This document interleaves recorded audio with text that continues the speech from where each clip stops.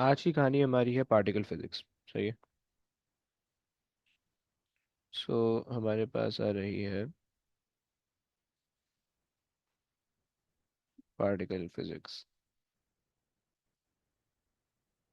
सही है। अच्छा, पार्टिकल फिजिक्स तुम लोग ने वैसे किस किस से पार्टिकल फिजिक्स पढ़ी हुई है? राफे, पार्टिकल फिजिक्स हो गई है तुम लोग के स्कूल में? नहीं सर। नहीं हुई है। कंसर तुम लोग की हो गई है?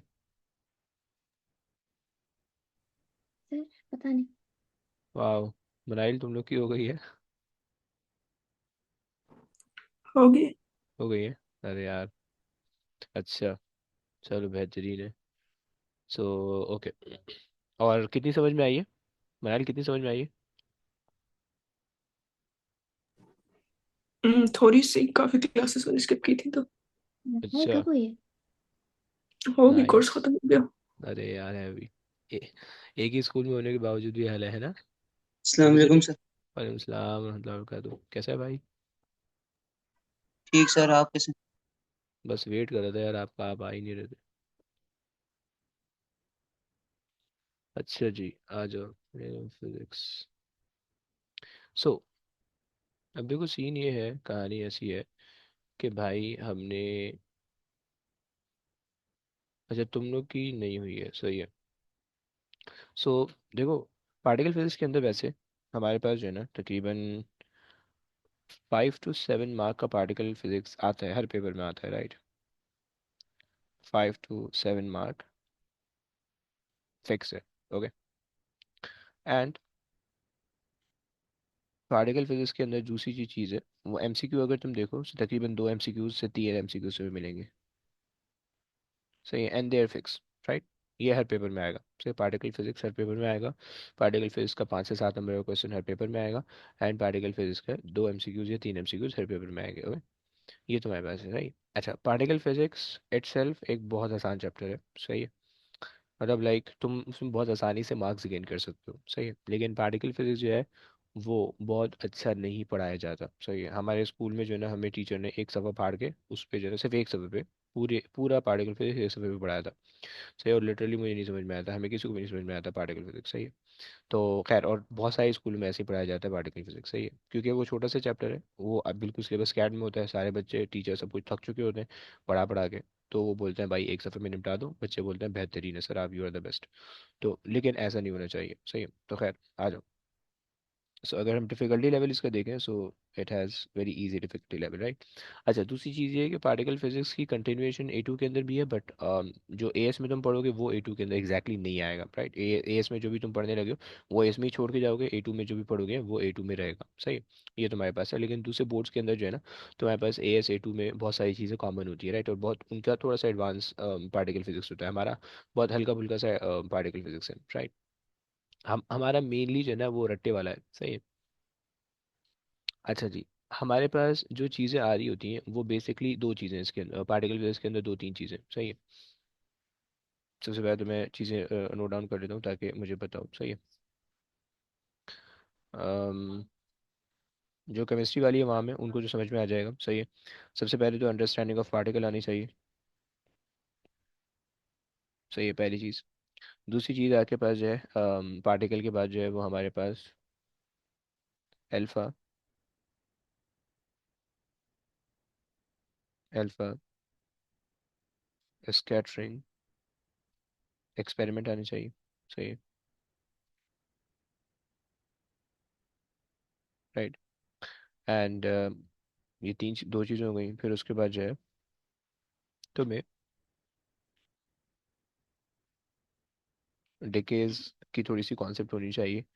और तुम्हारे पास जो है स्टैंडर्ड मॉडल का थोड़ा कॉन्सेप्ट होना चाहिए, राइट? ये तीन चार चीज़ें जो कि तुम्हें आनी चाहिए पार्टिकल फिजिक्स के अंदर। सही है। और जनाब,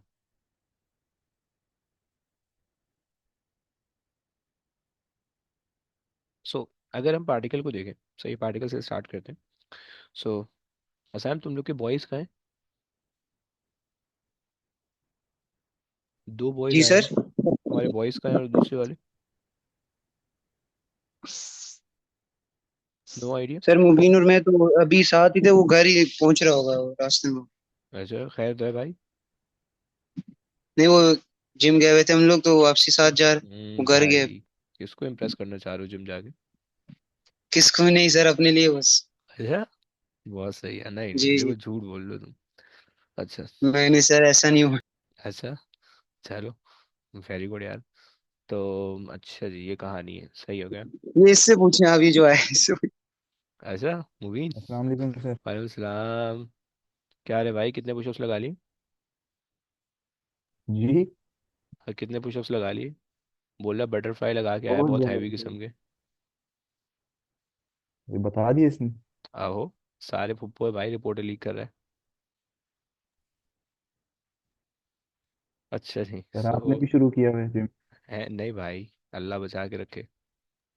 यार सर, आप अपना मुल्क बता दें, आप क्यों छुपा रहे हैं? अरे यार क्यों क्या करना है तुम्हें तुम आ जाओगे क्या? सर अगर दुबई में, तो सीरियस आप बताएं, हम लोग आएंगे आपके अरे पास। नहीं नहीं भाई पागल हो क्या? इसीलिए तो मैं नहीं बताना चाह रहा हूँ। अच्छा सर जी बस छोड़ना बात दबा दो मट्टी डालो। ओके। ओ सर समझ गए। आपका टाइम 1 घंटा पीछे दिखा रहे हैं हमसे। है ना? बेहतरीन हो गया ये फिर तो। आप सऊदीया में तो नहीं? है सॉरी सॉरी। सऊदीया में। ओके। अबे छोड़ना क्या करेगा पूछ के। आ जाओ पढ़ते पढ़ते। सो अच्छा अब देखो सीन ये है कि हमारे पास जो पार्टिकल्स का कॉन्सेप्ट है सबसे पहले तो उसको देख लेते हैं कि भाई पार्टिकल जो है वो हम एक जनरलाइज टर्म होती है सही है। पार्टिकल्स की सही। पार्टिकल के लिए हम बेसिकली जो है ना जिस तरह से अभी इंसान अभी होते हैं। स्टार्ट ही कर रहे हैं ना। हाँ मतलब जी हाँ पीछे जी। कुछ किया हाँ था। जी भाई यहीं से स्टार्ट हुआ भाई। सो और अच्छा सीन ये है कि भाई पार्टिकल्स के अंदर जो है ना जिस तरह से हम कह रहे होते हैं ना इंसान एक कॉमन टर्मिनोलॉजी और जनरल जनरल टर्म है और हम कहते हैं इंसान पे मर्द औरत बूढ़े बच्चे सब आ रहे होते हैं राइट। सिमिलरली पार्टिकल के अंदर हम कह रहे होते हैं कि भाई particle can be atom right. Atom सही है। Particle can be molecule molecule right. Particle can be ions ions right. So so molecule की एक स्पेसिफिक जो है ना केमिकल कंपोजिशन होती है राइट। आयंस समवट जो है ना वो भी उससे रिलेटेड होते हैं रिएक्शन के बाद आयंस बन जाते हैं सही। तो हमारा जो मेन फोकस होने वाला है वो पार्टिकल के नाम पे हम एटम को देख रहे होंगे राइट। कभी कभार आयंस को भी देखेंगे बट मेनली हमारा एटम्स और आयन हम लेके बात करेंगे मॉलिक्यूल हम डिस्कस नहीं करेंगे केमिस्ट्री के अंदर जाएगा सही। अच्छा कोई भी पार्टिकल होता है तुम्हें पता है। देखो कुछ बच्चों वाली चीज़ पढ़ा रहा हूँ तुम होशियारी नहीं नापना मेरे सामने सही। मुझे पता है तुम्हें आता है सही है, लेकिन जो अल्लाह के नेक बंदे केमिस्ट्री नहीं पढ़ रहे हैं उनके लिए बता रहा हूँ सही है। अगर तुम्हारे पास कोई एक एटम है सही है तो उसके अंदर तुम्हें पता है कि भाई न्यूक्लियस होगा न्यूक्लियस के अंदर जो है वो प्रोटॉन न्यूट्रॉन होंगे और शेल्स के अंदर इलेक्ट्रॉन घूम रहे होंगे सही है। अच्छा सो लेट्स से तुम्हें पता है कि भाई रिप्रेजेंटेशन तुम्हारे पास ऐसे होती है। सुपर स्क्रिप्ट में लेफ्ट साइड पे तुम सुपर स्क्रिप्ट में जो है ना वो मास नंबर लिखते हो राइट। और नीचे जो है वो तुम लिख लेते हो प्रोटॉन नंबर। और राइट साइड पे तुम लिख लेते हो सुपरस्क्रिप्ट में चार्जेस राइट। सो ये तुम्हारे पास जो है ना इसका रिप्रेजेंटेशन होती है right. Mass number right. Proton number सही हो गया। और आपके पास जो है और आपके पास जो है यहाँ पे आ जाएगा चार्ज सही। ये आपके पास तीन चीज़ें होती हैं सही। अगर हमारे पास चार्ज है तो हमारे पास चार्ज आएगा सही है तुम्हें पता होना चाहिए कि भाई मास नंबर या न्यूक्लियॉन नंबर तुम कह लो सही है। मास नंबर कह लो न्यूक्लियॉन नंबर कह लो nucleon number right. Mass number कह लो न्यूक्लियॉन नंबर कह लो और रिलेटिव एटॉमिक मास कह लो सही सारी चीज़ें इसमें आ रही होती हैं सही है। सो तुम्हारे पास जो मास न्यूक्लियॉन नंबर होता है या मास नंबर होता है सही है। न्यूक्लियॉन नंबर तुम्हारे पास बराबर होता है प्रोटॉन, प्रोटॉन नंबर के प्लस न्यूट्रॉन नंबर के, राइट? ऐसे ही होता है।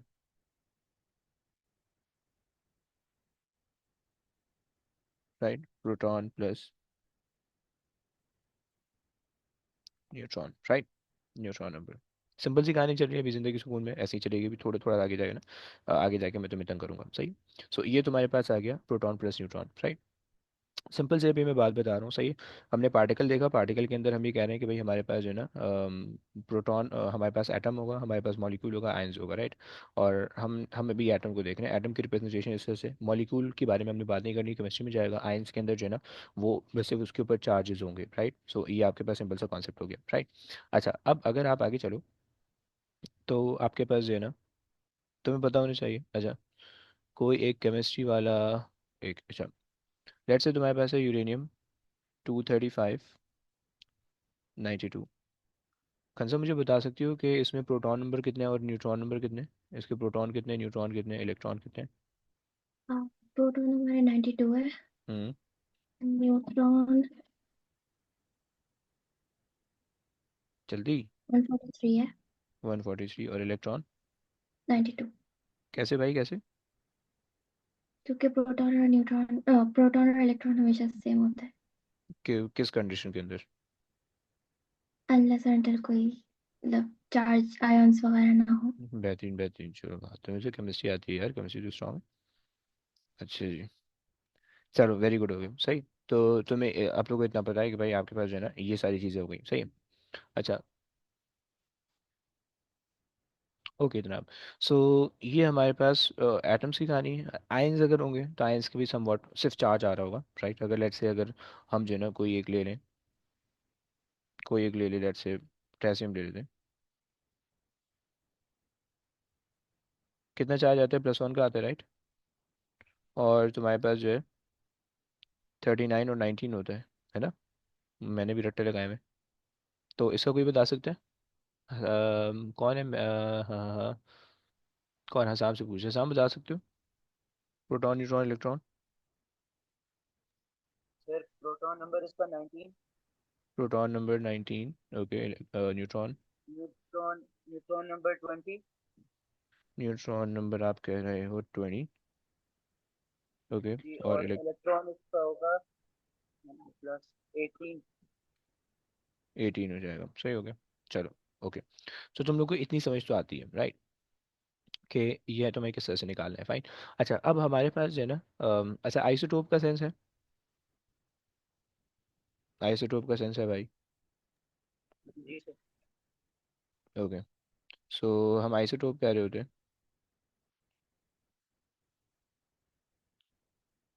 थोड़ी सी डेफिनेशन रट्टे लगा लो, काम आ जाएंगी, सही है। So atom of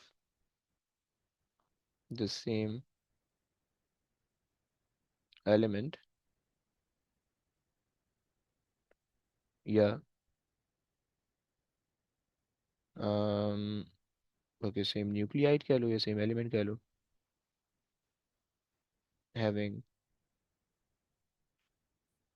same proton number but different neutron number, right. और उसकी वजह से न्यूक्लियॉन भी आपका डिफरेंट हो जाएगा, सही है। सो ये आपके पास हो गया आइसोटोप, सही है। जैसे आपके पास जो है ना वो कार्बन आइसोटोप होता है, कार्बन 12 होता है, 13 होता है, 14 होता है, ऑक्सीजन होता है 16 18 होता है, क्लोरीन होता है 37 35, सही, ब्रोमीन 79 70 81, एंड और भी बहुत सारे होते हैं, सही है। तो ये सारे तो हमारे पास आइसोटोप्स हैं, सही है। तो इसमें एटम सेम रहेगा और जो है ना उनकी जो चार्जेस होंगे वो डिफरेंट हो जाएंगे, सही है। अच्छा, खैर, तो ये हमने कुछ पार्टिकल्स की कहानी देख ली, राइट, कि पार्टिकल किस तरह से होंगे, कैसे दिखेंगे, वगैरह वगैरह, सही। अब यहाँ से हम आगे हमने देखना है अल्फा स्कैटरिंग एक्सपेरिमेंट, सही है। कि भाई अगर हम, हमारे पास कोई पार्टिकल है, सही है, और उस पार्टिकल, मतलब उस पार्टिकल के अंदर हमने न्यूक्लियस देखना है, भाई न्यूक्लियस कितना बड़ा है इसका, सही है। न्यूक्लियस के अंदर यानी इलेक्ट्रॉन कितने स्पेस के अंदर है, न्यूक्लियस कितना है, राइट। और क्या मास है, कहाँ पे मास है सारा, तो ये सब चीज़ें हमने देखनी है, ओके। सो अच्छा, सो यहाँ से यहाँ से आगे जो है ना वो हमने, अच्छा अल्फा स्कैटरिंग एक्सपेरिमेंट बहुत दफ़ा आता है, सही है। अल्फा स्कैटरिंग एक्सपेरिमेंट, ये प्योर रट्टे वाली चीज़ है और ये बहुत दफ़ा आएगी और ये तुम्हें आनी चाहिए, राइट। तुम्हें इसमें कोई भी मार्क्स लूज नहीं होना है, राइट, या नहीं करना है। अच्छा जी, सो लेट्स से मुझे ये चाहिए होगा। हम्म, एक मिनट देना, मैं भी समझाऊंगा अभी। सही है। और मुझे जो है वो ये चाहिए सर, होगा। बोलो भाई। ऊपर से आपने कितना कर दिया, कितना पर आया? अबे वही तो इम्पोर्टेंट चीज़ थी भाई, वो तो तुमने मिस कर दिया, अब तुम सारी सर ज़िंदगी पछताओगे। वो यूट्यूब से देख लेंगे, वो जगह छोड़नी है उसको। तुम्हें लगता है मैं यूट्यूब पे अपलोड कर दूंगा? सर मर्जी है सर। अच्छा, अबे कर दूंगा भाई, टेंशन क्यों ले रहा है। अच्छा सर जी, बस ओके। एक बार ऊपर चल जाओ ना, 1 सेकंड। अरे यार ये लो ये लो, ये पढ़ा रही है। ठीक होगा सर। सही हो गया। अच्छा जी, सो अब देखो सीन ये है कि जो अल्फा स्कैटरिंग एक्सपेरिमेंट है, इसके अंदर होता क्या है कि सबसे पहले जो है ना हम बेसिकली अल्फा स्कैटरिंग एक्सपेरिमेंट के अंदर कर ये रहे होते हैं, हम न्यूक्लियस को या हम एटम को स्टडी, न्यूक्लियस को बेसिकली हम स्टडी कर रहे होते हैं, राइट। सो हम बेसिकली स्टडी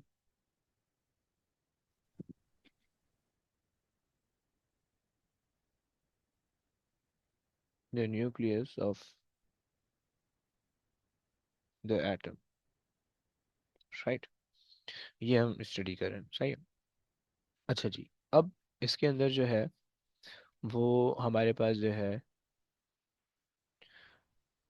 हम यूज़ कर रहे हैं अल्फा पार्टिकल को, सही है। और हम देखना चाह रहे हैं कि भाई किस तरह से जो है ना, मतलब क्या कुछ चीज़ें हम डिटेक्ट कर पाते हैं, राइट। तो हमने अल्फा पार्टिकल को यूज़ किया, तुम्हें पता होना चाहिए कि भाई alpha particle is basically the helium nucleus. Come on come on, no no no, बे चला जा भाई। सो अल्फा पार्टिकल, अल्फा,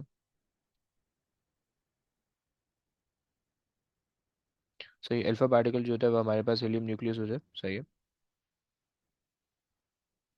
4 2, सही है, 2 प्लस का चार्ज होता है उसमें, सही। हमने उसके 2 इलेक्ट्रॉन लूज करवाए हुए होते हैं, सही। सो अल्फा पार्टिकल बेसिकली, मतलब जब भी हम पॉजिटिव चार्ज हम ले रहे होते हैं ना, तो हम अल्फा पार्टिकल को लेते हैं, राइट। और यहाँ पे ये तो प्रोटॉन ले लो, प्रोटॉन यानी हाइड्रोजन एटम, ये अल्फा पार्टिकल ले लो, राइट। सो हम यहाँ पे अल्फा पार्टिकल से एक्सपेरिमेंट कर रहे हैं, सही। पहली चीज़ हो गई। दूसरी चीज़ कि भाई जब हमने न्यूक्लियस को स्टडी करना है तो कोई ना कोई एलिमेंट हमने लेना होगा जिसके न्यूक्लियस का हम स्टडी कर सकें, सही है। सो हमने गोल्ड न्यूक्लियस लिया हुआ है। क्यों लिया हुआ है, अल्फा पार्टिकल क्यों ले रहे हैं, इसका भी, इसको कोई ना कोई मेरे पास जवाब है ना, इसको कोई अभी ज़रूरत है, सही। तो हमें जो चीज़ रिक्वायर्ड है हम डायरेक्ट उसकी तरफ चलते हैं, सही है। हमने यहाँ पे जो है ना गोल्ड की एक शीट ली हुई है, सही है। तो मैं दिख रहा होगा कि गोल्ड की जो शीट है वो बहुत ज़्यादा थिक है, सही है। और हमने उस थिक शीट, बहुत ज़्यादा थिन है, सॉरी। और उस थिन शीट को जो है ना वो हम यूज़ कर रहे हैं अल्फा स्कैटरिंग एक्सपेरिमेंट के लिए, राइट। इसकी जो थिकनेस है, थिननेस है, वो मैंने भी बतानी है क्यों है इतनी ज़्यादा, सही, इतनी कम क्यों है। अच्छा, अब जब हमने जो है ना एक्सपेरिमेंट किया, सो हमारे पास जो है ना ये बेसिकली अल्फा पार्टिकल की सोर्स है, राइट। सो यहाँ से अल्फा पार्टिकल एमिट हो रहे हैं, सही हो गया। और अम, ये गोल्ड फॉइल है, राइट। अल्फा पार्टिकल यहाँ से मूव हो रहे हैं, गोल्ड फॉइल से थ्रू हो रहे हैं, राइट। एंड अल्फा, और यहाँ पे मैंने डिटेक्टर लगा रखा है, सही। डिटेक्टर जो है ना वो 360 डिग्री घूम रहा है, राइट। और मुझे जो है ना जहाँ पे भी डिटेक्शन आ रही है वो उसको डिटेक्ट करके नोट करके दे रहा है, राइट। अच्छा, अब हो क्या रहा है इसका जो है ना, ये मेरे पास एक एक्सपेरिमेंटल सेटअप था, इसकी अच्छी सी कहानी ये दी हुई है, right. This is that gold nucleus वाली शीट, ओके। एंड ये आपके पास जो है ना अल्फा पार्टिकल जो कि आपने इंसिडेंट किए हुए, राइट। और यहाँ पे आपके कहीं पे डिटेक्टर लगा हुआ होगा, ओके। अब देखो सीन क्या है, तुम देखो बहुत सारे पार्टिकल जो हैं वो तुम्हारे पास स्ट्रेट अवे जा रहे हैं, बहुत सारे पार्टिकल स्ट्रेट अवे जा रहे हैं, सही। यानी बहुत सारे अल्फा पार्टिकल जो है वो उस उन पे कोई फर्क ही नहीं पड़ रहा, वो स्ट्रेट अवे जा रहे हैं, सही। सो हमें पहली ऑब्जर्वेशन जो है ना इस एक्सपेरिमेंट से ही मिली हमें, बेसिकली इसके अंदर ऑब्जर्वेशन और कंक्लूजन देनी होती है, सही। सो वेट,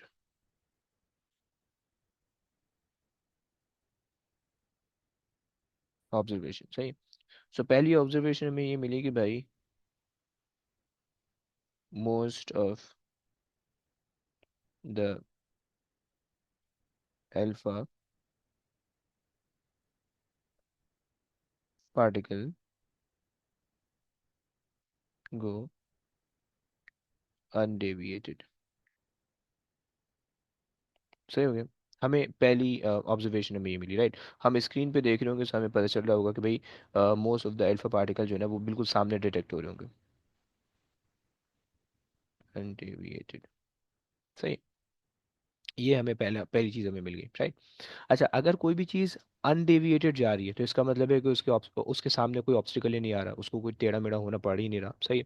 सो ये हमारे पास जो है ना पहली कंक्लूजन हमें, ये हमें कंक्लूजन मिल जाएगी कि अगर तो अल्फा पार्टिकल के पाथ में कोई कोई रुकावट ही नहीं आ रही, कोई ऑब्स्टिकल ही नहीं आ रहा, जबकि हमने रखा हुआ है, राइट। हमने गोल्ड फॉइल हमने रखी हुई है, राइट, लेकिन वो गोल्ड फॉइल वो हर्डल बन ही नहीं रही, राइट, वो ऑब्स्टिकल बन ही नहीं रही। तो इसका मतलब ये कि जो एटम है उस गोल्ड फॉइल के अंदर, ये जो न्यूक्लियस है वो they are like empty, right. जैसे तुम अगर फुटबॉल खेलते हो तो जो गोलकीपर का जो नेट होता है, सही है, और गोलकीपर के पीछे जो नेट होता है अगर तुम उसकी ग्रेन्स बहुत बड़ी कर दो, राइट, अगर जो उसकी जाली है उसकी जाली का साइज बहुत बड़ा कर दो, राइट, तो फुटबॉल को रोक ही नहीं सकेगा, फुटबॉल जैसे ही वहां पे लगेगी तो बाहर निकल जाएगी, राइट। सो इसका ये मतलब होगा कि भाई आपकी जो जाली है वो बहुत ज़्यादा बड़ी है, सही है, यानी आप बॉल के लिए ऑब्स्टिकल क्रिएट नहीं कर पा रहे हो, राइट। सो सिमिलर कॉन्सेप्ट यहाँ पे भी है, राइट, कि अगर जो है ना वो आपका अल्फा पार्टिकल बिल्कुल थ्रू एंड थ्रू जा रहा है तो दिस मीन्स के आपके जो एटम है वो बेसिकली एम्प्टी है, या आपका जो न्यूक्लियस है वो बेसिकली एम्प्टी है, या मोस्ट ऑफ द न्यूक्लियस जो है वो एम्प्टी है, राइट। सो हमें एक तो ये चीज़ पता चल गई। अच्छा जनाब, चलो, सही है। सो ऑब्जर्वेशन कंक्लूजन, पहली कंक्लूजन हमें ये मिल गई, कंक्लूजन, सही है। हमें मिल गई कि भाई most of the atom is empty, right, यानी उसके अंदर जो है कुछ मतलब कोई चीज़ कोई मास नहीं है, राइट। पहली कंक्लूजन में ये मिली, राइट। दूसरी चीज़ है वो हमारे पास कुछ पार्टिकल जो है ना वो डिफ्लेक्ट हो रहे हैं, राइट। कुछ पार्टिकल जो है तुम आपको दिख रहा है कि कुछ पार्टिकल डिफ्लेक्ट हो रहे हैं, राइट। सो उससे हमें ये पता चल गया। अच्छा, डिफ्लेक्शन कहाँ पे आती है, अगर आपके पास, हमें पता है कि अल्फा पार्टिकल चार्ज है, राइट, 2+ का चार्ज है, और अगर तो चार्ज पार्टिकल डिफ्लेक्ट हो रहा है इसका मतलब है कि उसने किसी और चार्ज पार्टिकल से इंटरेक्ट किया, राइट, सिंपल सा कॉन्सेप्ट है। तो चार्ज पार्टिकल ने किसी दूसरे चार्ज पार्टिकल से इंटरेक्ट किया तो वो डिफ्लेक्ट होगा, राइट। तो हमें ये पता चल गया। अच्छा, ऑब्जर्वेशन पहले हम लिखते हैं, इसकी दूसरी ऑब्जर्वेशन हमारे पास आ रही है कि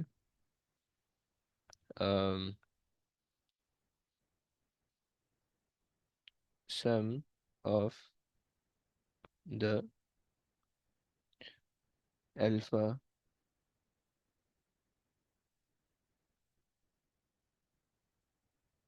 particles get deflected at some angle, right, and that some angle is basically lesser than 90, right। तो जो ये हमें दूसरी डिफ्लेक्शन मिल गई, राइट, मतलब 0 से 90 के बीच में, सही। सो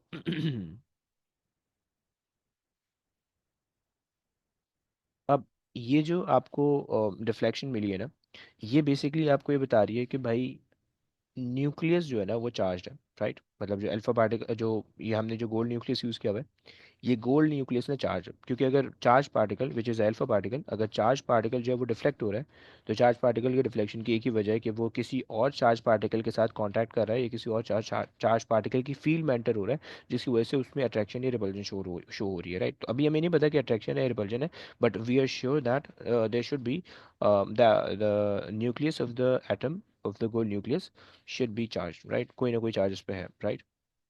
सो दूसरा, तो इसकी ऑब्जर्वेशन में, इसकी कंक्लूजन हमने ये निकाली कि भाई न्यूक्लियस इज चार्ज्ड। ओके। अच्छा, यहाँ पे मुझे ना कुछ चीज़ें और भी लिखवानी होंगी। सही है। अच्छा, दो चीज़ें हमारी हो गई। अब आ जाओ तीसरी चीज़। तुम्हें दिख रहा है कि जो टाइप सी वाला पार्टिकल है, ये बेसिकली जो है ना, इसके बिल्कुल करीब आके वापसी जा रहा है, राइट।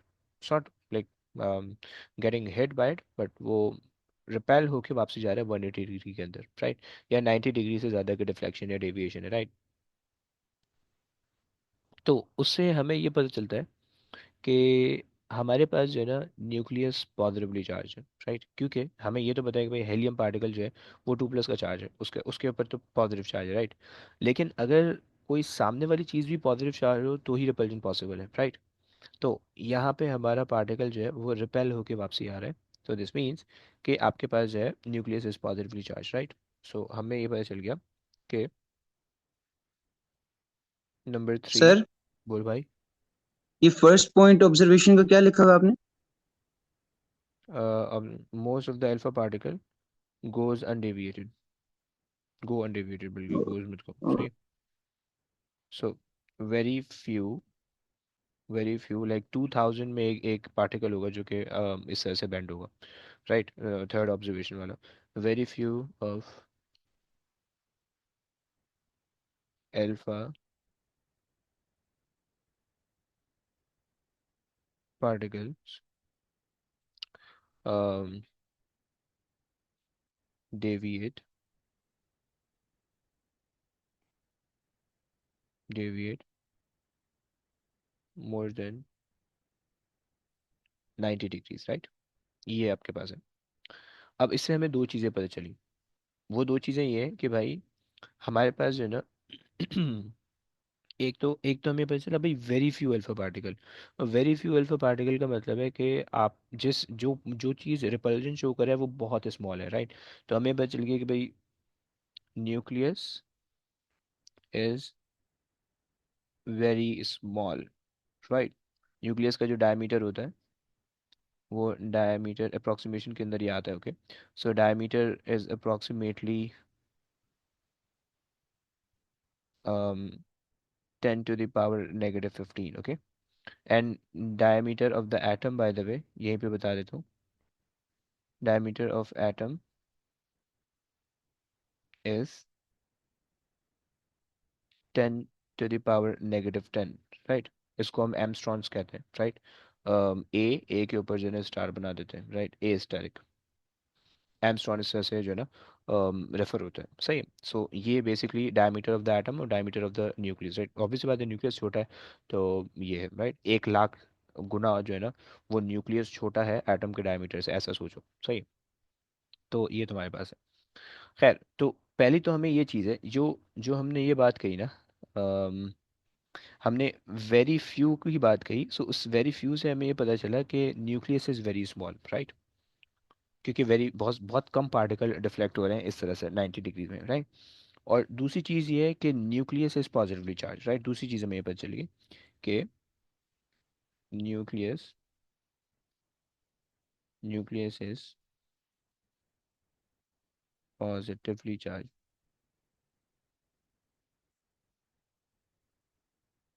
चार्ज 2 S लगा दिया, उसको देख लेना, चार्ज, ओके। दूसरी चीज़ हमें बच गई। तीसरी चीज़ हमें बच रही है कि चूंकि very few of the particle gate deflected by greater than 90 degrees, तो हमें पता चल गया कि जो मास है वो सिर्फ और सिर्फ सेंटर के अंदर कॉन्सेंट्रेटेड है। क्योंकि अगर मास स्प्रेड आउट होता है तो हर जगह से डिफ्लेक्शन हमें दिखती है, राइट। सो हमें तीसरी चीज़ पता चल गई कि भाई mass of the atom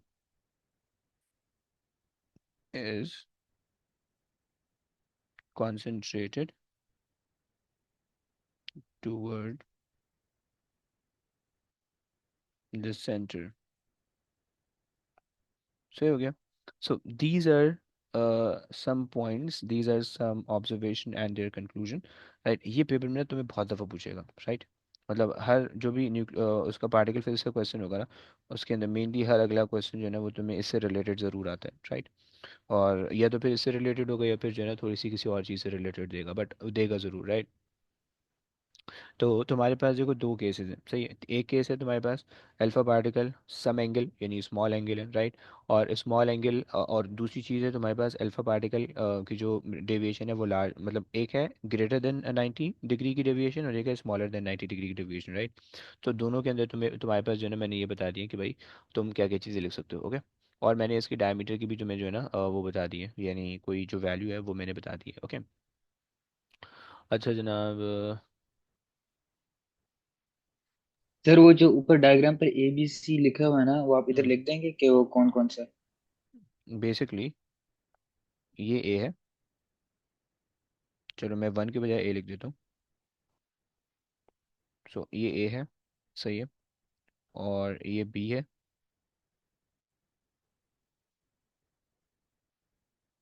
और ये सी है, क्लास वाला सी है, सही है। सो सर ये बस रटने वाला है ना? हाँ जी, रट्टा रट्टा, सही है। इसकी मैं इसके जो पासवर्ड दूंगा ना, तो उसके पासवर्ड में भी जब तुम देखोगे ना तो उसमें भी क्वेश्चन के अंदर तुम रट्टा लगा सकते हो, यानी क्वेश्चन की मार्किंग किसी देख के रट्टा लगा सकते हो, राइट। अच्छा जी, सही हो गया। अल्फा पार्टिकल क्लियर हो गया, इसमें कोई प्रॉब्लम किसी को? सही। हमने अल्फा स्कैटरिंग एक्सपेरिमेंट के अंदर देखा कि भाई हम न्यूक्लियस को स्टडी कर रहे थे, राइट। न्यूक्लियस की स्टडी के अंदर हमने ये देख लिया कि भाई हमारे पास जो है एक हमने जो है ना गोल्ड फॉइल रखी। अच्छा, हम जो थिन शीट रख रहे हैं ना बहुत ज़्यादा, वो इस वजह से रख रहे हैं ताकि मल्टीपल डिफ्रैक्शन ना हो, right.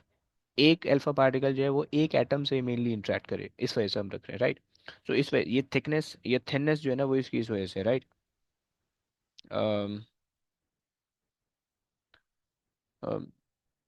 So that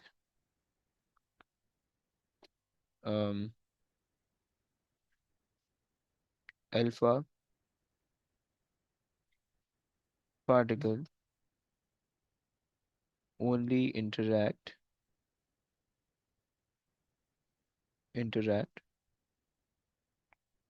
with one with one nucleus, right। यानी ये इसकी इसकी सो दैट जो आ रहा है वो इसकी एक्सप्लेनेशन है, ओके। ये इसकी एक्सप्लेनेशन आ गई, ओके। तो खैर,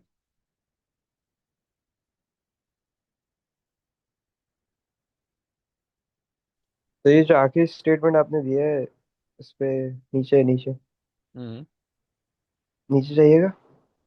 ओके। जी लिखा इज वेरी स्मॉल, तो इसका क्या मतलब है? वो एटम जो है वो पास थ्रू नहीं कर पा रहा क्योंकि जगह नहीं है। देखो हमारे पास दो चीजें, हमारे पास है एक न्यूक्लियस और एक है एटम, राइट। सो अगर आप ये देखो, so this whole thing is atom, right. और न्यूक्लियस ये सेंटर वाला पार्ट है, right. Nucleus basically the centre of the atom, right. So जी। अब मैं ये कह रहा हूँ कि भाई न्यूक्लियस इतना ज़्यादा स्मॉल है कि सिर्फ कुछ पार्टिकल जो है वो न्यूक्लियस से इंटरेक्ट कर पा रहे हैं, बाकी सारे जो है ना वो न्यूक्लियस से इंटरेक्ट नहीं कर पा रहे। आप देखो ये वाला पार्टिकल ऐसे ही जा रहा है न्यूक्लियस को के बगैर टच हुए, ये वाला पार्टिकल ऐसे ही जा रहा है, ये वाला ऐसे ही जा रहा है, राइट। ये वाला न्यूक्लियस के करीब से जा रहा है but not interacting directly with the nucleus, right. But ये this is the only particle जो कि न्यूक्लियस से इंटरेक्ट हो रहा है रिपल्सिव फोर्स की वजह से वो पीछे आ रहा है, राइट। सो हमें इससे पता चला कि न्यूक्लियस बहुत ज़्यादा स्मॉल है क्योंकि बहुत कम नंबर ऑफ पार्टिकल उससे इंटरेक्ट कर पा रहे हैं, राइट। अगर हाँ, आप, जो सारे हैं वो इंटरेक्ट कर रहे हैं, जो पास थ्रू कर रहे हैं वो नहीं कर रहे हैं ना। हाँ, जो जो वापसी आ रहा है सिर्फ वो इंटरेक्ट कर रहा है, बस। सही है क्या? जी सर। अच्छा जनाब, चलो भाई ये हो गए, ये हमारे पास हो गया। खैर अल्फा पार्टिकल की अल्फा पार्टिकल की अल्फा स्कैटरिंग एक्सपेरिमेंट की कहानी हो गई। मैंने बता दिया कि भाई thickness of the gold sheet जो है वो किस इस वजह से है क्योंकि आपके पास जो है आपको जो है ना मतलब एक्यूरेटली आप देखना चाह रहे हो कि एक अल्फा पार्टिकल मेनली एक ही उससे वो करे, क्या बोलते हैं, इंटरेक्ट करे, सही। खैर, यहाँ तक हमने अल्फा पार्टिकल देख लिया, सही, सिंपल सा कॉन्सेप्ट देख लिया पार्टिकल फिजिक्स का, सही। अब हमारे पास जो है ना हमने डिकेस की इक्वेशन देखनी है और हमने जो है ना स्टैंडर्ड मॉडल ऑफ मैटर देखना है, सही है। तो उससे पहले जो है ना अब इन दो चीज़ों को समझने के लिए, अब अच्छा ये देखो ये दोनों चीज़ें तो मोलर्स के अंदर पढ़ के आते हैं, राइट। तो इसके अंदर अभी तक फिलहाल कोई नई चीज़ नहीं है, राइट। तो खैर अच्छा, बाय द वे तुम्हें प्लीज़ ये पता होना चाहिए कि भाई जैसे यहाँ पे हमने न्यूक्लियन का, प्रोटॉन का, न्यूट्रॉन का, इनमें डिफरेंसेस पता होने चाहिए। ओके, अगर तुम्हें नहीं आते तो प्लीज़ पूछ लो। न्यूक्लियॉन्स हमने कहा कि प्रोटॉन और न्यूट्रॉन का सम है। न्यूट्रॉन जो है वो हैवियर होते हैं, प्रोटॉन थोड़े से लाइटर होते हैं, राइट। मतलब न्यूट्रॉन के अंदर प्रोटॉन और इलेक्ट्रॉन दोनों का मास होता है, राइट। और अगर उस न्यूट्रॉन में से एक इलेक्ट्रॉन निकाल दोगे तो वो प्रोटॉन बन जाएगा, राइट। इस मतलब मास के हिसाब से मैं बता रहा हूँ।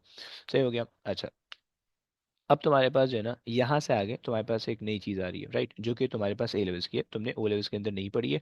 वो नई चीज़ है, आ जाओ। सही। और ये आखिरी चीज़ है। तो इसी के अंदर डिकेज वगैरह भी मैंने समझाना है। ओके। अच्छा, let's assume a particle. Okay.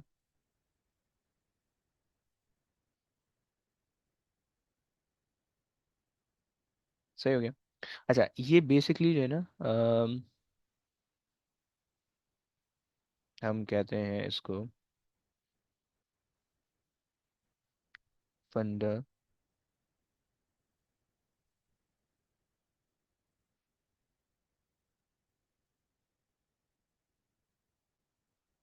Particles, right.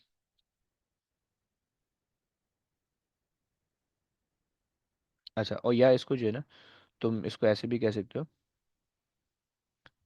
इस lepton quark model. Lepton quark model. Okay, तुम इसको ऐसे भी कह सकते हो, right.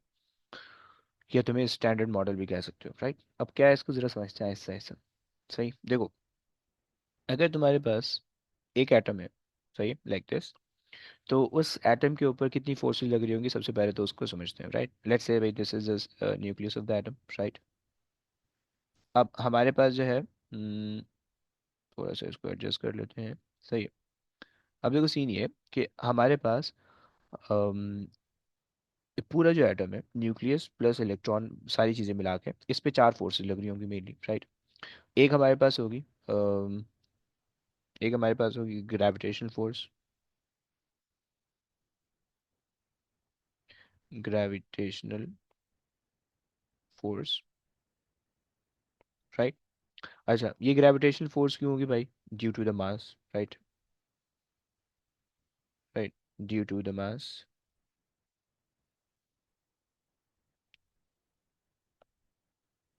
The mass.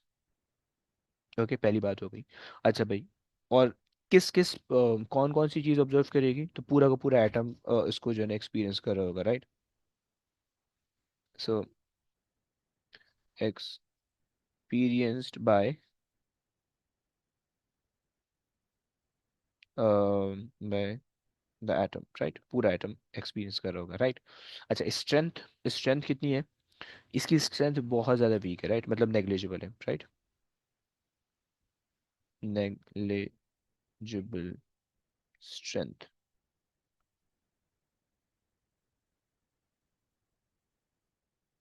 Right. So gravitation force का की स्टोरी हमने खोली और क्लोज कर दी, सही।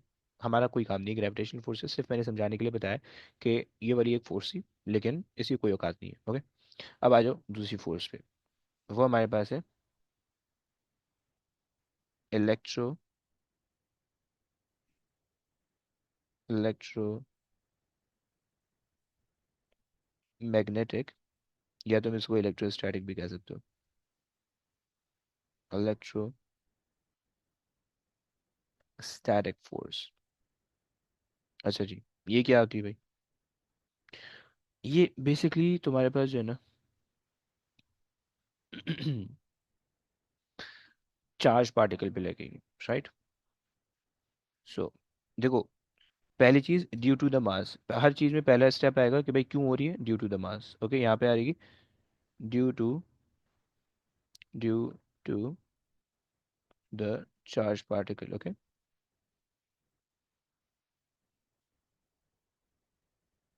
सही। सो पहली चीज क्या है कि भाई आपके पास जो ये फोर्स है, वो चार्ज पार्टिकल पे फील होगी, राइट। अगर तो तुम्हारे पास चार्ज पार्टिकल नहीं है, देन ये फोर्स खत्म हो जाएगी, राइट। पहली चीज। दूसरी चीज कि भाई हमारे पास अब चार्ज पार्टिकल है, प्रोटॉन प्रोटॉन और इलेक्ट्रॉन और प्रोटॉन, राइट, क्योंकि प्रोटॉन प्रोटॉन न्यूक्लियस के अंदर है, बहुत करीब करीब है, और इलेक्ट्रॉन जो है वो शेल के अंदर है, राइट। सो इलेक्ट्रोस्टैटिक जो है ना वो फोर्स ऑफ रिपल्जन भी होगी और अट्रैक्शन भी होगी।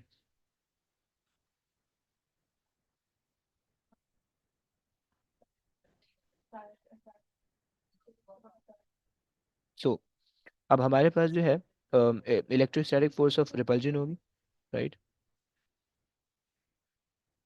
रिपल्जन, और हमारे पास होगी attraction, right. Electrostatic force of repulsion कहाँ पे होगी? Between proton proton, proton proton, right, same charges में होती है, right.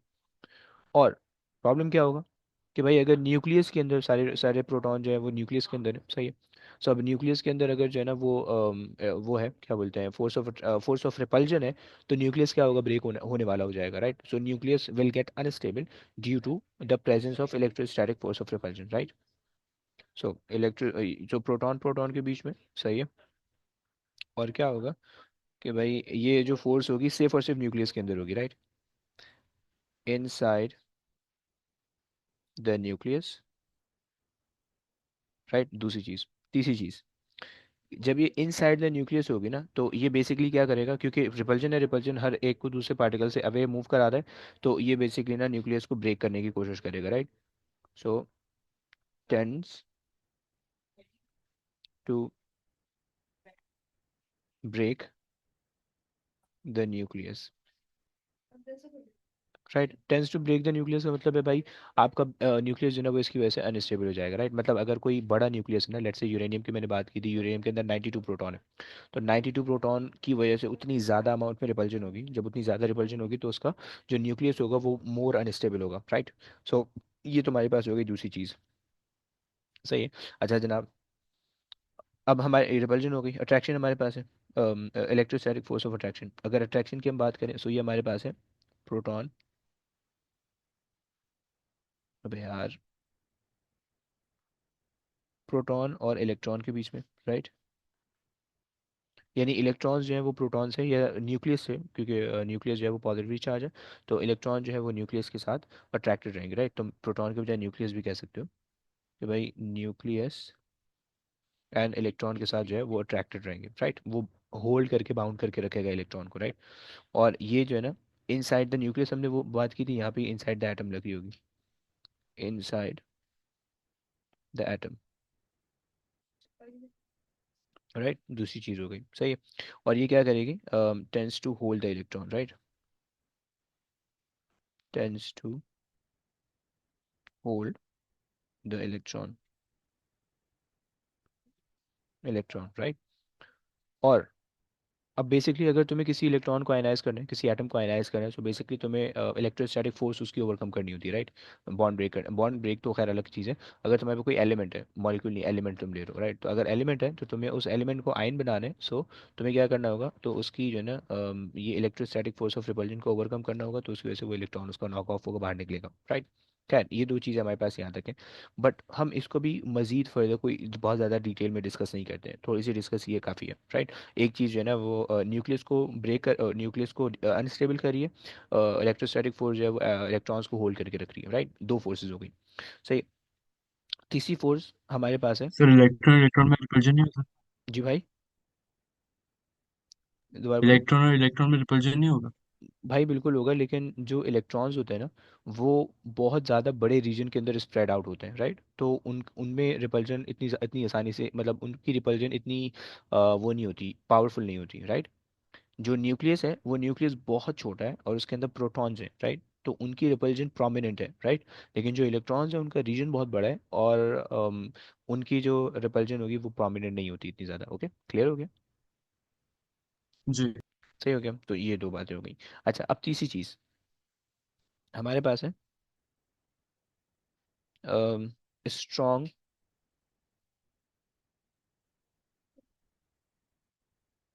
Strong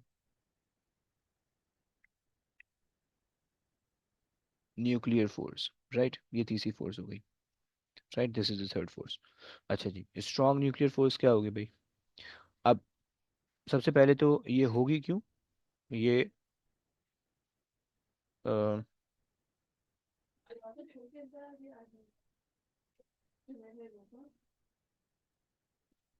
due to, okay, due to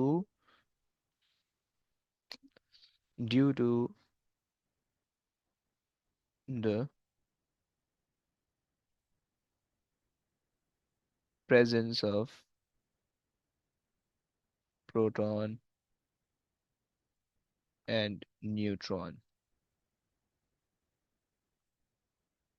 right? ये तुम इसको ऐसे भी कह सकते हो, due to the gluons, right? अच्छा जी, क्या होता है समझ लो थोड़ा सा।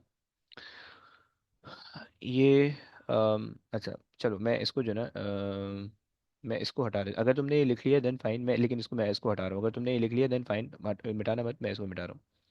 सही है, मैं ये लिख रहा हूँ, राइट?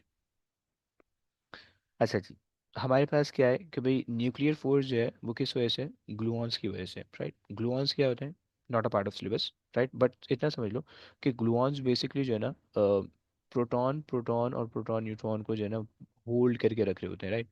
बाइंड करके रखे होते हैं, वो बेसिकली ये ग्लूऑन्स होते हैं। ओके, समझ में आता है? फाइन, नहीं समझ में आता है तो मिस कर सकते हो, राइट? मैं बस एक एक पैटर्न में चल रहा हूँ कि भाई जो भी फोर्स है वो किस वजह से, राइट? तो दिस इज द वजह, okay, this is the reason, right?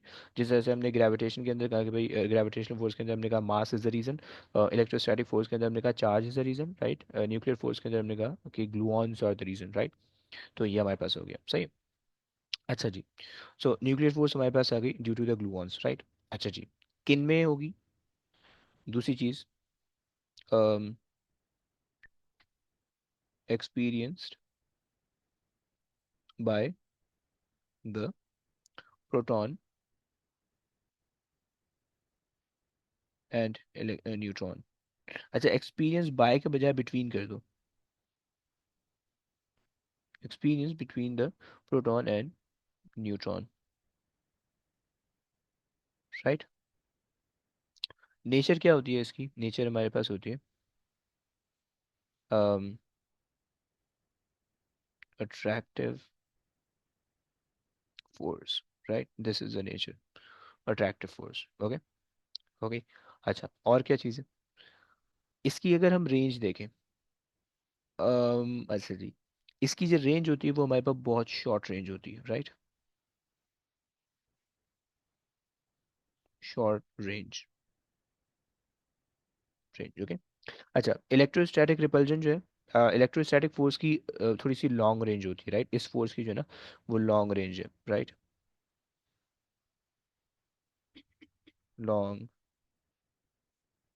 Range, okay. Electrostatic force की, चाहे वो अट्रैक्शन और रिपल्जन, उसकी लॉन्ग रेंज है, इसकी शॉर्ट रेंज है, राइट?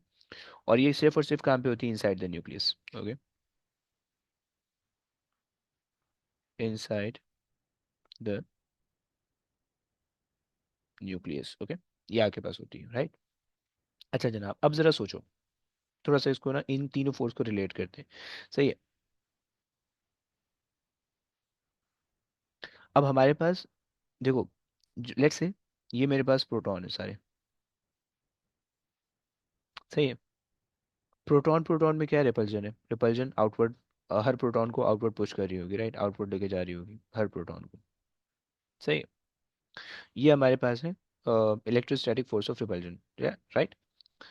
लेकिन जाहिर बात है न्यूक्लियस को बैलेंस करना है, न्यूक्लियस को ब्रेक होने से बचाना है, राइट? सो उस न्यूक्लियस को जो ब्रेक होने से हम बचाएंगे, सो वो हमारे पास क्या होगी, वो उसके लिए जो है ना वो हम न्यूक्लियर फोर्स यूज करेंगे, राइट? और nuclear force between the proton and neutron है, सो प्रोटॉन और न्यूट्रॉन को फिर वो होल्ड करने के लिए ये न्यूक्लियर फोर्स जो है ना वो इनवर्ड लग रही होगी, राइट?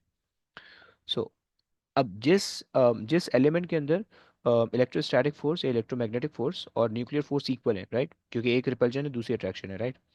इसके अंदर जो है ना हम ये वाली अट्रैक्शन की बात नहीं करते, ये बहुत नेग्लिजिबल होती है, हम इसको इग्नोर कर देते हैं, राइट? सो इसके अंदर जो मेनली जो प्रोमिनेंट होती है ना वो रिपल्जन होती है, जो कि जो मेन हमारे न्यूक्लियस को खराब कर रही होती है, राइट? और ये हमारे पास है न्यूक्लियर फोर्स, राइट? अगर तो इलेक्ट्रोस्टैटिक फोर्स ऑफ रिपल्जन और न्यूक्लियर फोर्स एक दूसरे के बराबर है, राइट? अब रिपल्जन क्या कर रही है? न्यूक्लियस को ब्रेक कर रही है। इलेक्ट्रोस्टैटिक क्या कर रही है? वो न्यूक्लियस को होल्ड करके रख रही है, राइट? यहाँ पे इसका जो नेचर, इसका जो वो है वर्क है या काम है, वो है tends to hold the nucleus, right. So अगर किसी किसी क्या बोलते हैं, किसी न्यूक्लियस के अंदर रिपल्सिव फोर्स और अट्रैक्टिव फोर्स बराबर होंगी तो क्या होगा कि भाई वो एलिमेंट स्टेबल होगा, राइट।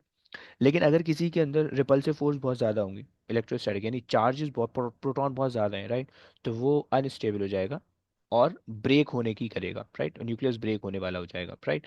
और अगर किसी का न्यूक्लियस बहुत छोटा है, और उसके अगर न्यूक्लियस बहुत छोटा होगा तो उसमें न्यूक्लियर ये जो स्ट्रांग न्यूक्लियर फोर्स है इसका इफेक्ट बहुत ज़्यादा हो जाएगा, राइट। एंड उसकी वजह से क्या होगा कि वो जो नियर बाय न्यूक्लियस होंगे ना वो उसको अट्रैक्ट करना शुरू कर देगा, okay. So and this is the reason why it has to be a short range, right, वो रीजन अक्सर पूछ लेता है, राइट। सो यहाँ पे मैं रीजन अलग से बना के लिख देता हूँ, right, why it should be short range, right. तो इसका रीज़न ये है कि भाई सर अगर न्यूक्लियर फोर्स और ये रिपल्जन फोर्स इक्वल होती हैं तो फिर वो स्टेबल होते हैं ना हाँ एटम। जी, हाँ जी, हाँ जी, यस। ओके। और वो बेसिकली आयरन के अंदर होता है, right, iron is the most stable atom, right. अगर तुम हाइड्रोजन ले लो, तो छोटे एटम ले लो तो वो अनस्टेबल होंगे क्योंकि उसके अंदर न्यूक्लियर फोर्स ज़्यादा होगी, राइट। और जो बड़े एटम है अगर वो ले लो तो उनके अंदर इलेक्ट्रोस्टैटिक रिपल्जन ज़्यादा होगी, राइट। अच्छा जी, वाई शुड बी, अच्छा जी, तो हम ये कहते हैं कि भाई अच्छा, वैल्यू है ही नहीं, खैर। तो हम इसके अंदर कह देते हैं कि भाई otherwise it attract the nearby atoms, right. So हम ये कह रहे हैं कि भाई if it is not a short range force, if the nuclear strong nuclear force is not a short range force, then it will start attracting the nearby nucleuses, right? This is a problem, right? So ये हमारे पास हो गई तीसरी force, एक आखिरी force है वो करते हैं उसके बाद एंड करेंगे, उसमें कोई लंबी नहीं है, सही है। सो अभी हम सिर्फ ये चार फोर्सेस समझ रहे हैं, सही, these are the four fundamental forces, right, we have. And the fourth one is the weak nuclear force. Weak nuclear force, right? अच्छा भाई, वीक न्यूक्लियर फोर्स किस वजह से होती है? It is basically due to due to हम कहते हैं, क्या कहेंगे, due to omega and Z bosons. अच्छा जी, अब ये क्या होता है भाई, इसमें क्या क्या फटा है? So basically again this is a bit out of syllabus, but सिर्फ ये समझ लो कि these are the force particle. हमने बचपन से पढ़ी है ना कि फोर्स लग रही होती है, एक्चुअली ना फोर्स पार्टिकल की फॉर्म में होती है, राइट, एटॉमिक लेवल पे, राइट, बड़े लेवल पे नहीं। देखो हम जब भी सिस्टम कंसिडर करेंगे ना, हमारा एक फिजिक्स होती है न्यूटन मैकेनिक्स, राइट, जो बड़े पार्टिकल्स को लेके काम कर रही होती है, और एक फिजिक्स होती है जो कि छोटे पार्टिकल को, एक होती है मैक्रोस्कोपिक लेवल की फिजिक्स, राइट, जो कि फोर्स जो कि हम अभी पूरी पढ़ के आ रहे हैं, और एक होती है माइक्रोस्कोपिक लेवल की जिसके अंदर इलेक्ट्रॉन और ये चार्ज पार्टिकल ये आते हैं, राइट। सो उसके अंदर जो है ना, वो फोर्स भी in term of particle exist करती है, राइट, जिसके अंदर हम W and Z bosons, these are the force particle, right. तो ये बेसिकली एग्जिस्ट कर रहे होते हैं, राइट, इसकी वजह से फोर्स आती है, राइट, बस this is the reason, right, due to मैंने लिखा है, this is the reason, right. तुम्हें ये जानने की जरूरत नहीं, because this is out of syllabus, तुम्हारा दिमाग खराब होगा, राइट, जस्ट लिख लो, थोड़ा सा समझ लो, बस इतना काफी है, ओके। सो ये तुम्हारे पास ये हो गई, राइट। अच्छा जी, इसका काम क्या होता है? दिस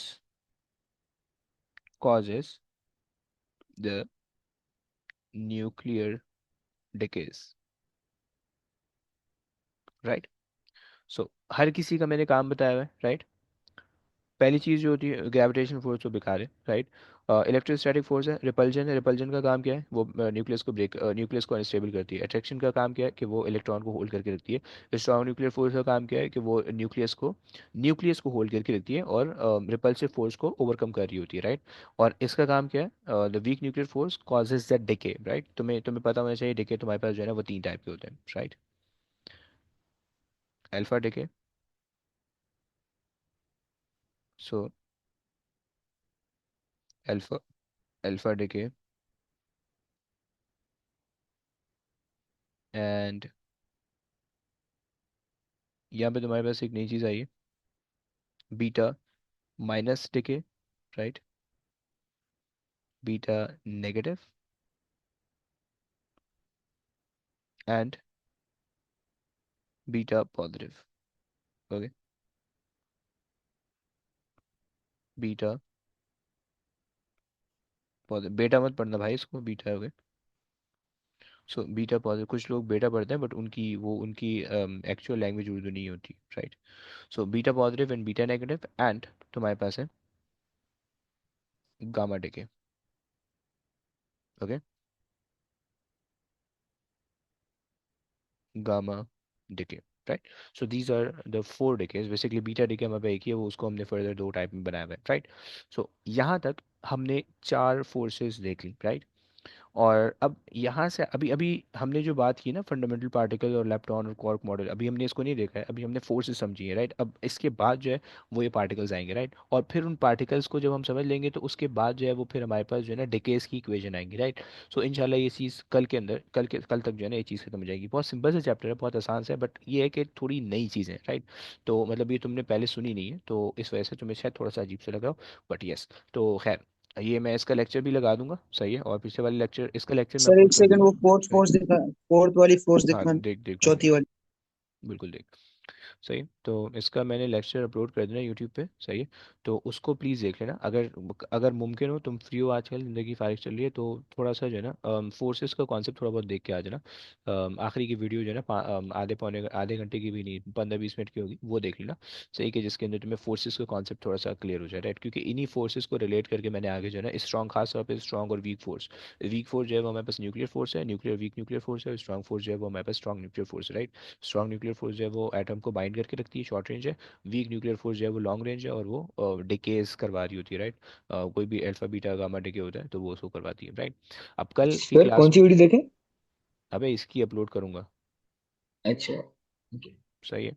और अबे यार, अच्छा, और फिर उसके बाद जो है दूसरे यहाँ से आगे फिर जो है ना हमने स्टैंडर्ड मॉडल देखना है, सही है। सो वो इंशाल्लाह कल की क्लास में हम देखेंगे, सही है।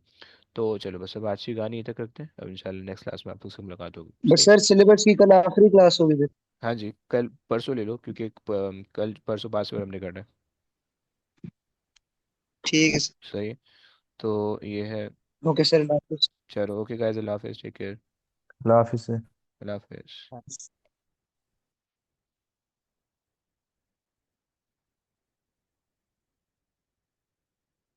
Model, okay.